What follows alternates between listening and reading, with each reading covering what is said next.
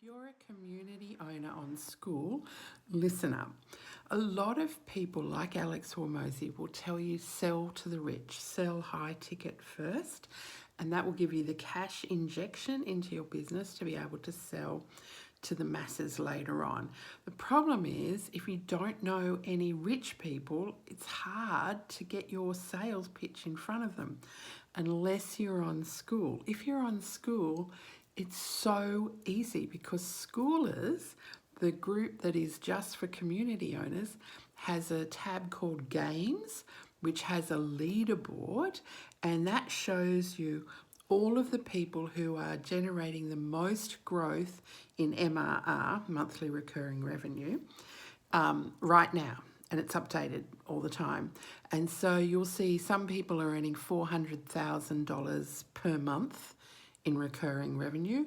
Some people are earning $30,000 or $1,000. And they are ranked by these little emojis.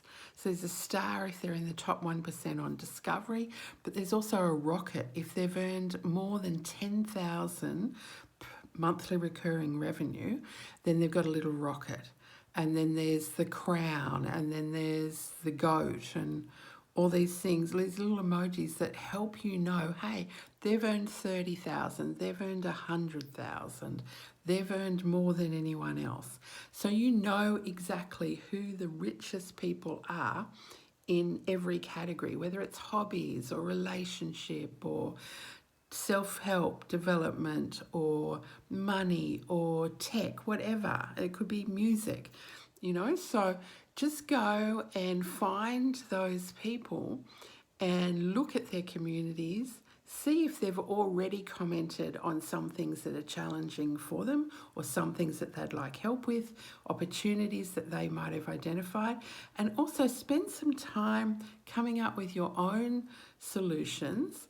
You might be able to really help them. There's one lady on there I saw, she hasn't got any emojis yet because she's new. She's already getting over $3,000 monthly recurring revenue without even being on the front page of Discovery.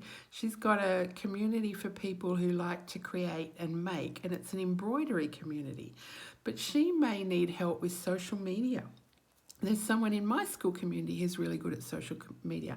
She might need help with Etsy sales. There's someone in my community who's really good at Etsy sales. She might want to introduce other skills into her community. So there's lots of creators that are in my community that make crochet things and eco paper and journals and all sorts of things that her audience might be interested in knowing some new skills.